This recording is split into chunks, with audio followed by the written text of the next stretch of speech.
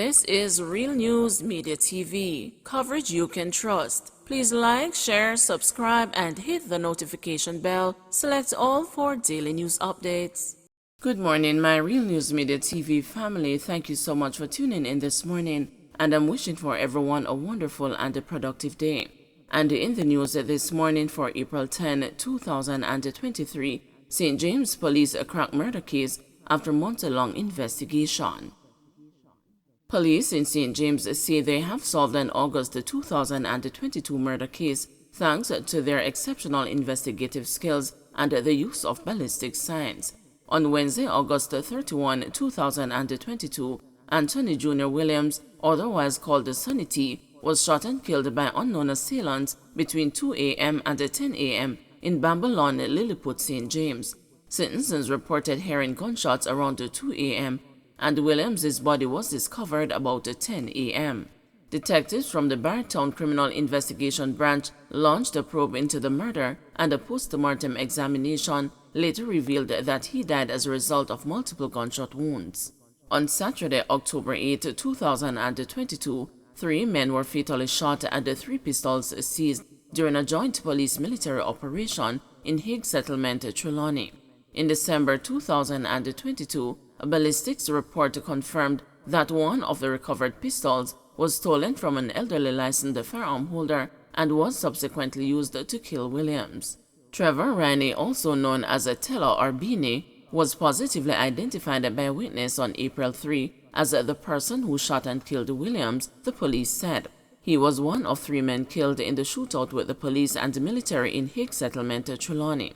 This case highlights the importance of ballistic and forensic science, along with traditional investigative strategies in solving crimes. This achievement is significant in the fight against crime in St. James, and it sends a strong message to criminals that they will be brought to justice, the police said in a statement on Sunday. Meanwhile, the Jamaica Constabulary Force is urging licensed firearm holders to secure their weapons with due care. Should you fall ill, you and or your relatives are being reminded to make proper arrangements with your local police and the Firearms Licensing Authority for safe storage, the police said. Man given road sentence after pleading guilty to unlawful wounding. A man was given a suspended sentence after paying $300,000 in restitution on Tuesday on an unlawful wounding charge. Andwali Campbell, who pleaded guilty to the offense back in October, was accused of stabbing the complainant on September 29, 2022, during a dispute they had over stolen water from the complainant's property. Campbell had spent 5 months in jail. Campbell was sentenced to 8 months in prison at hard labor, suspended for 18 months with supervision by presiding judge at the Kingston and St. Andrew Parish Court, Lorian Cole Montague. Before his sentence was handed, Campbell's attorney informed the court that his client is very remorseful and has no previous convictions. He added that the social inquiry report that was presented to the judge is a good report. However, the complainant in the social inquiry report expressed concerns with Campbell being in the same vicinity. However, the court was told that Campbell's family has given their assurance that he will not remain in that community.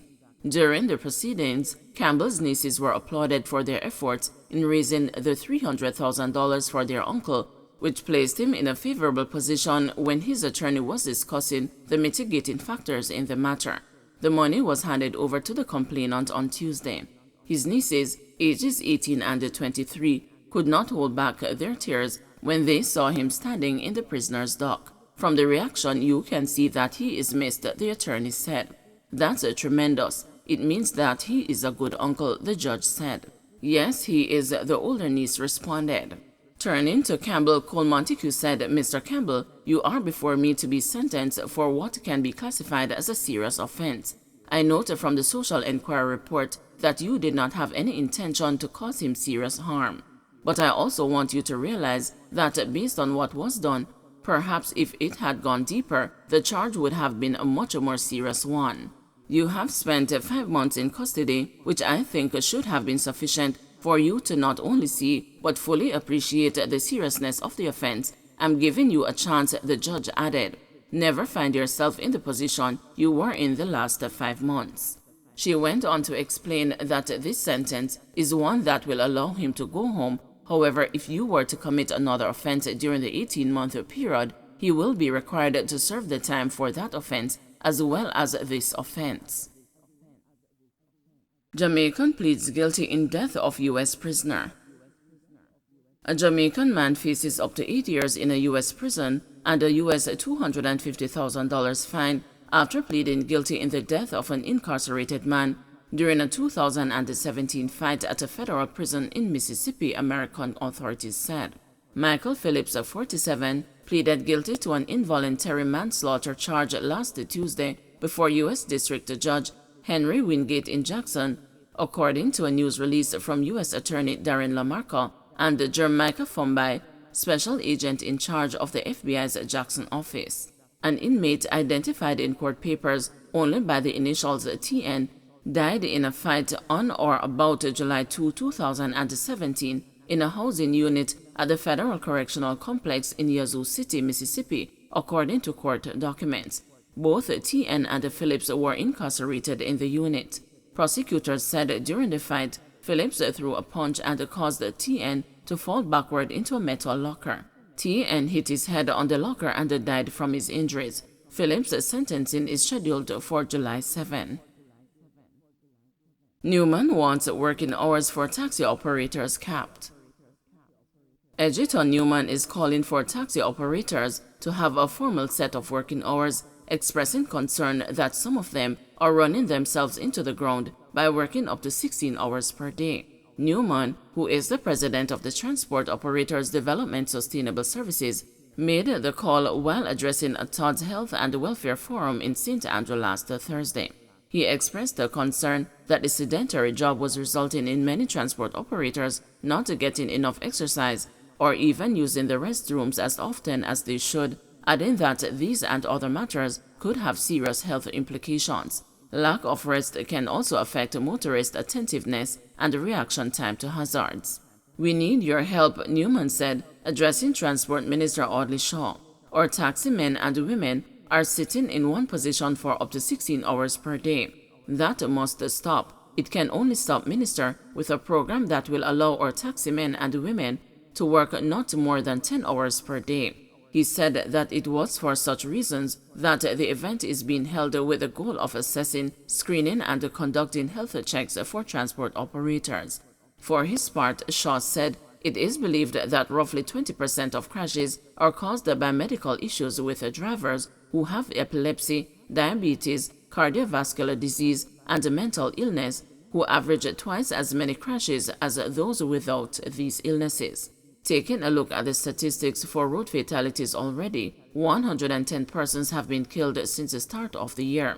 For the month of March, 27 persons have been killed in 27 fatal collisions. While fatalities have decreased by 31% and the fatal crashes have decreased by 16% when compared to a similar period in 2022, this is still a critical area of concern, Shaw said. He added that a further breakdown of the statistics revealed that 96% of road fatalities were males and that the main cause of fatal crashes was proceeding at excessive speed with no regard to road conditions. "I am pleased that more emphasis is being placed on holistic well-being and not only on financial well-being. We are seeing more partnerships being formed with both the private and the public sectors to advance Jamaica's transportation network, and as Minister of Transport and Mining, this is very heartening," he said.